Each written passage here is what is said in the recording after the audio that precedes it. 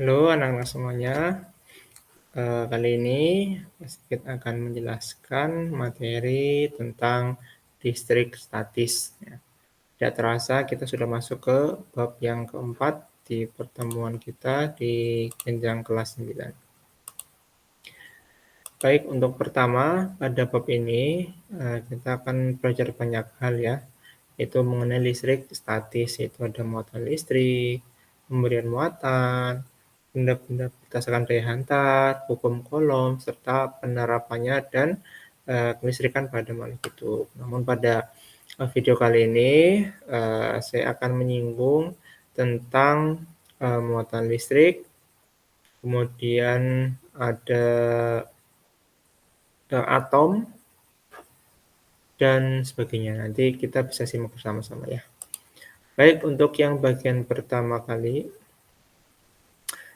kalian pasti pernah melakukan menyisir rambut, menyisir rambut yang kering ya, dan tanpa sengaja sisirmu berdekatan dengan lengan tangan, maka bulu pada tanganmu tertarik oleh sisir.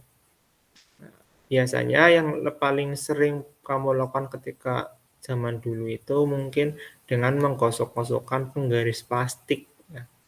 Penggaris plastik kamu gosok-gosokkan ke kulit kepala, kemudian kamu dekatkan ke potongan-potongan kertas kecil. Nah, biasanya nanti kertas-kertas kecil itu, akan tertarik oleh, penggaris plastik yang kamu gunakan.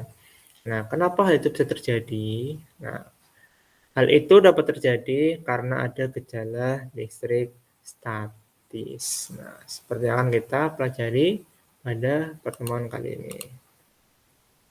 Nah, ini adalah sejarahnya dari listrik statis ya. Lanjut aja. Nah, ini contohnya ketika tadi saya sampaikan, penggaris plastik ya, bisa menarik, kertas-kertas kecil. Selain itu juga ada ini, kaca. Potongan kaca juga bisa menarik, potongan kertas setelah digosokkan dengan kain sutra. Jadi ada beberapa pasangan ya, plastik digosokkan dengan wool, sedangkan kaca digosokkan dengan sutra. Itu nanti akan terjadi gejala-gejala listrik statis. Nah, kenapa terjadi listrik statis? Nah, kita akan coba melihat, eee, peranan apa sih yang menyebabkan adanya listrik statis. Nah, jadi adanya listrik statis itu, adanya listrik itu, dikarenakan pada suatu benda itu memiliki muatan listrik. Nah, dari siapa muatan listrik itu berasal? Yaitu dari atom namanya. Nah, di dalam atom itu terdapat, beberapa muatan di sini, dalam satu atom. Nah, ada yang namanya muatan proton. Nah, muatan proton ini, memiliki muatan positif, ya ini ya. Kemudian ada yang namanya neutron, itu muatannya netral, sedangkan elektron itu muatannya negatif. Bisa kamu lihat di sebelah kiri ini, proton dengan neutron itu selalu berada di tengah-tengah atom, atau ini ada di inti atomnya, ya. Proton sama neutron ini selalu berikatan secara kuat. Sedangkan elektron, ini yang merah ini, elektron yang bertanda negatif ini, bermuatan negatif, selalu berada pada orbit atom atau kulit atom. Nah, adanya eh, listrik itu dikarenakan adanya perpindahan si elektron ini. Baru akan terjadi aliran listrik. Nah, jadi itu ya. Di dalam suatu atom itu terdapat muatan-muatan listrik, ya. Yang bermuatan positif itu namanya proton. Yang bermuatan netral itu namanya neutron dan bermuatan negatif namanya elektron. Bisa ya. Nah, kemudian ada beberapa kondisi, suatu atom itu dapat menjadi atom netral ya, atom positif maupun atom negatif. Biasanya ini nanti dengan bahasa lain atau kalimat yang itu menggunakan, benda bermuatan positif, benda bermuatan negatif, atau benda bermuatan netral. Nah, hal itu dilihat dari, jumlah elektron, proton, dan neutronnya. Coba kita lihat satu-satu. Untuk atom netral, ya, ini untuk atom netral. Kenapa disebut atom netral atau benda bermuatan netral? Itu dikarenakan jumlah elektronnya ini sama dengan jumlah proton, ya, sama dengan jumlah proton. Elektron sama dengan jumlah proton. Sedangkan kalau atom positif atau benda bermuatan positif, itu protonnya, ini proton yang positif, itu lebih banyak daripada si elektron.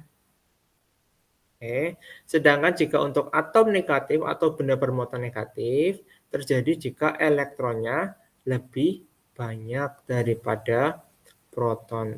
Jadi untuk membedakan, benda tersebut muatannya apa, hanya dilihat dari elektron dan protonnya. Karena neutron tidak diperhatikan karena neutron itu jumlahnya akan sama dengan proton. Jadi kita melihat antara elektron dengan protonnya seperti apa.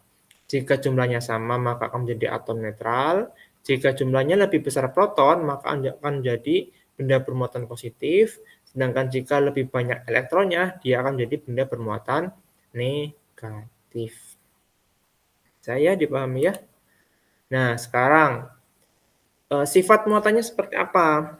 Nah, sifat muatan listrik, nah seperti ini ya, sebelah kiri ya, itu ketika pada benda bermuatan positif, maka, arah arah arah gaya listriknya akan menjauhi muatannya, ya, akan menjauhi muatannya, arah garis-garisnya.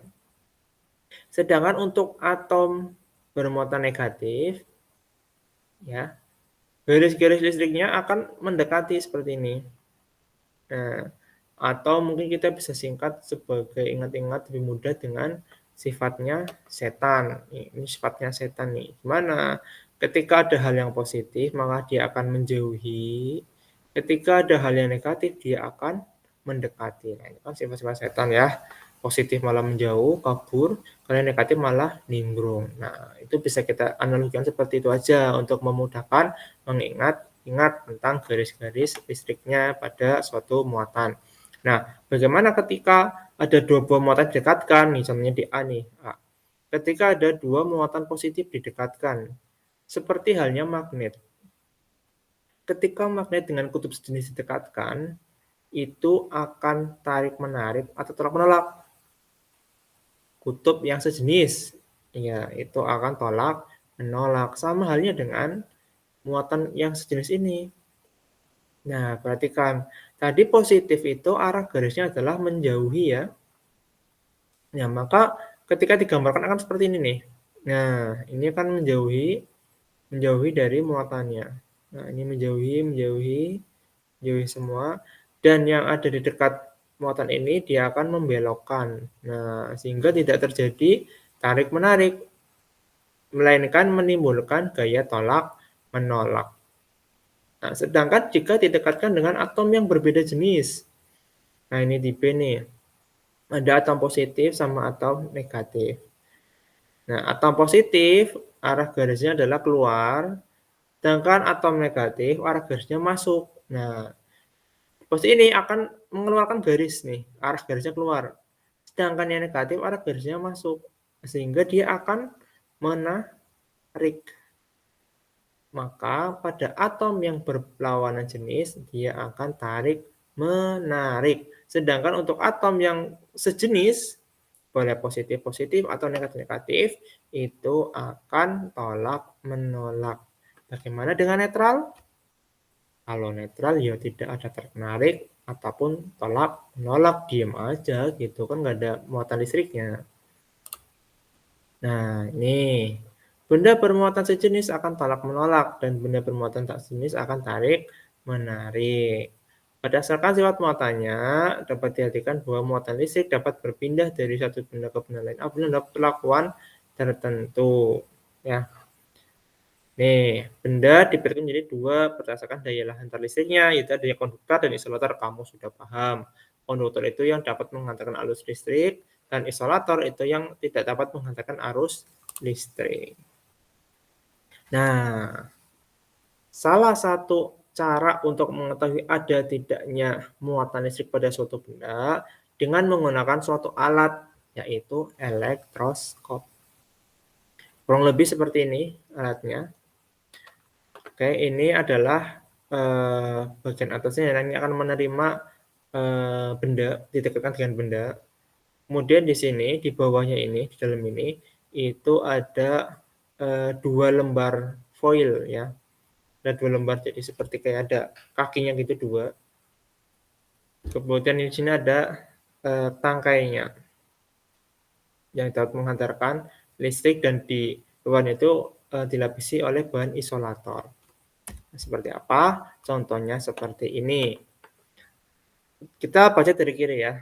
Nah, ini adalah elektroskop bermuatan negatif.